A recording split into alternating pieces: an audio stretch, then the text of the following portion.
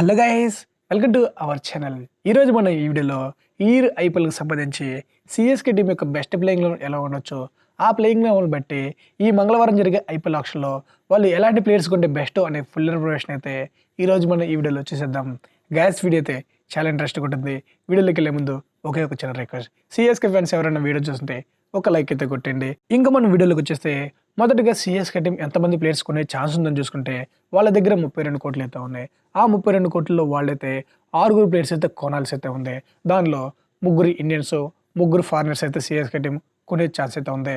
ఇప్పుడు ఇంకా present CSK దగ్గర ఉన్న స్క్వాడ్ని బట్టి వాళ్ళ బెస్ట్ ప్లేయింగ్ లెవెన్ ఎలా ఉండొచ్చు అని మనం చూసుకుంటే ఓపెనర్లుగా Ruturaj Gaikwad and Devon Conway, వన్డౌన్లోకి వచ్చేసరికి అజింక్య రహానే రీసెంట్ టైంలో డొమెస్టిక్లో కూడా బాగానే పర్ఫార్మెన్స్ చేశాడు కాబట్టి సో ఈ ఇయర్ కూడా వన్డౌన్లో రహానే ఆడతాడు.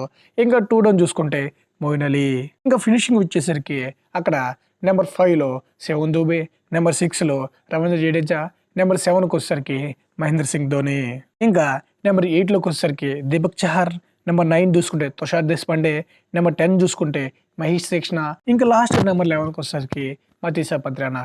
ఇంకా ఇంపాక్ట్ ప్లేయర్ విషయానికి వచ్చేసరికి లాస్ట్ ఇయర్ వరకు అంబట్ ఆడాడు, బట్ తనైతే రిటైర్ అయ్యాడు కాబట్టి ఈ ఆప్షన్లో ఎవరైనా ఒక మంచి ఇండియన్ ప్లేయర్ని అయితే కొనాలి. సో ఇదే టీంతో చెన్నై టీం లాస్ట్ ఇయర్ అయితే ఛాంపియన్స్ అయితే అవ్వారు. ఇప్పుడు ఇంకా ఈ టీంలో ఎలాంటి చేంజెస్ చేయొచ్చు, వాళ్ళ దగ్గర ఉన్న 34 కోట్లతో ఎలాంటి ప్లేయర్స్ కొంటే ఇదే ప్లేయింగ్ లో ఇంకా స్ట్రాంగ్ అవుతుంది అని మనం చూసుకుంటే మొదటిగా సిఎస్కే టీంకి ఒక మంచి ఇండియన్ డెత్ బౌలర్ అయితే కావాలి. ఎందుకంటే ప్రజెంట్ వాళ్ళ స్క్వాడ్లో ఉన్న ప్లేయర్స్ అందరిలో మంచి ఇండియన్ డెత్ బౌలర్ అయితే లేదు. దీపక్ చహర్, ముఖేష్ చౌదరి అండ్ తుషార్ దేశపాండే వీళ్ళంతా పవర్ ప్లే అండ్ మిడిల్ ఓవర్స్లో బాగా పనికొస్తారు కానీ బట్ డెప్త్ ఓవర్స్కి వచ్చేసరికి ఒక్క మతీసా పత్రానా ఉన్నాడు. కాబట్టి ఇండియా నుంచి ఎవరైనా ఒక మంచి డెత్ బౌలర్ అయితే కొనాలి. కాబట్టి సిఎస్కే టార్గెట్ చేసేటువంటి ఇండియన్ డెత్ బౌలర్ ఎవరంటే హర్షల్ పటేల్ సిఎస్కే టీం 100కి 99% అయితే ఈసారి జరిగే ఆప్షన్లో అవసరమైతే 7 లేదా 8 కోట్లు పెట్టిన కొనే ఛాన్స్ అయితే ఉంది. గతంలో మనోడు ఆర్సీబీకి అయితే ఉపయోగపడలేదు, ఎందుకంటే అది చిన్న పిచ్చి, మనోడు వేసే స్లోవర్ వన్స్ అంత ఎఫెక్టివ్ అయితే కాదు. కానీ చెన్నై లాంటి స్లో పిచ్లో హర్షల్ పటేల్ చాలా ఎఫెక్టివ్ ఉంటాడు. తనేసే బౌల్స్ ఎవరు కొట్టలేరు. గతంలో DJ Bravo highest wicket taker Chennai తరపున ఎలా ఉన్నాడంటే తను డెప్త్ ఓవర్స్లో ఎక్కువ స్లోవర్ వన్స్ యూస్ చేసేవాడు. కాబట్టి ఇక్కడ హర్షల్ పటేల్ కూడా డెప్త్ ఓవర్స్లో ఎక్కువగా స్లోవర్ వన్స్ బాగా వేస్తారు. కాబట్టి సిఎస్కే పిచ్కి మనోడు బౌలింగ్కి పర్ఫెక్ట్ సిట్ అవుతుంది. కాబట్టి సిఎస్కే టీం అయితే హర్షల్ పటేల్ని మిస్ చేసుకోదని చెప్పి నేనైతే అనుకుంటున్నా. ఇంకా నెక్స్ట్ సిఎస్కే టీం ఐపీఎల్ ఆక్షన్లోకి 32 కోట్లతో వస్తుంది. ఒకే ఒక ఇంపార్టెంట్ ప్లేయర్ కొంటాకి, అదే అంపట్ రైడ్ రీప్లేస్మెంట్గా ఒక మంచి ఇండియన్ ప్లేయర్ని కొనాలి. కాబట్టి CSK team maximum local boy అయినటువంటి షారుఖ్ ఖాన్ని కొనే ఛాన్స్ అయితే చాలా ఎక్కువ ఉంది. ఒకవేళ షారుఖ్ ఖాన్ దొరకని పక్షంలో మనీష్ పాండేని ట్రై చేస్తారు. ఇంకా రీసెంట్లో రవిచంద్ర అశ్విన్ ఒక ఇంటర్వ్యూలో సిఎస్కేకి అంపట్ రైడ్ రీప్లేస్మెంట్గా షారుఖ్ ఖాన్ కాదు, మనీష్ పాండే కాదు, కరుణ్ నాయర్ అని చెప్పి తను ఒక ట్వీట్ అయితే చేశాడు. బట్ అవన్నీ జరిగేదానికి ఛాన్సెస్ చాలా తక్కువ. కాబట్టి సిఎస్కే అయితే మ్యాక్సిమం లోకల్ బై అయినటువంటి షారుఖ్ ఖాన్ని ట్రై చేస్తారని చెప్పి నేనైతే అనుకుంటున్నా. ఇంకా CSK team IPL ఆక్షన్లో Ambati ride రీప్లేస్మెంట్గా ఎవరు కొంటారని చెప్పి మీరు ఎక్స్పెక్ట్ చేస్తున్నారు కామెంట్ చేయండి. ఇంకా నెక్స్ట్ సిఎస్కే టీం ఒక మంచి ఫారిన్ ఫాస్ట్ బౌలర్ అయితే కొనాలి. ఆల్రెడీ వాళ్ళకి మతీసా పత్రానా ఉన్నాడు, బట్ మనోడు ఇంజురీ అయితే సెకండ్ ఆప్షన్గా ఎలాంటి ఫారిన్ ఫాస్ట్ బౌలర్ అయితే లేరు.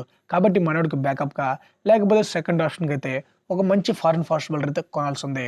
దానికి సంబంధించి సిఎస్కే టార్గెట్ చేసే ప్లేయర్స్ ఎవరంటే సౌత్ ఆఫ్రికన్ ప్లేయర్ అయినటువంటి కార్టిజన్ అయితే ఫస్ట్ చాయిస్కి అయితే సిఎస్కే అయితే టార్గెట్ చేస్తుంది.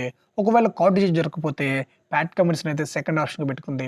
లేదు వీళ్ళిద్దరు దొరకపోతే థర్డ్ ఆప్షన్ కాబట్టి జోస్ హజల్వుడ్ని అయితే ట్రై చేస్తారు.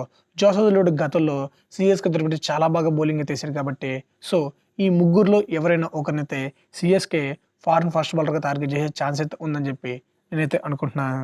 ఇంకా నెక్స్ట్ సిఎస్కేకి బెన్ స్టోక్స్ రీప్లేస్మెంట్గా ఒక మంచి మిడిల్ ఆర్డర్ బ్యాటర్ లేకపోతే టాప్ ఆర్డర్లో కూడా బ్యాటింగ్ చేసే ప్లేయర్ అయితే కావాలి. కాబట్టి సో సిఎస్కే టార్గెట్ చేసేటువంటి ఫారిన్ బ్యాటర్ ఎవరంటే డారెల్ మిచెల్, రచిన్ రవీంద్ర లేకపోతే ట్రావిస్ హెడ్.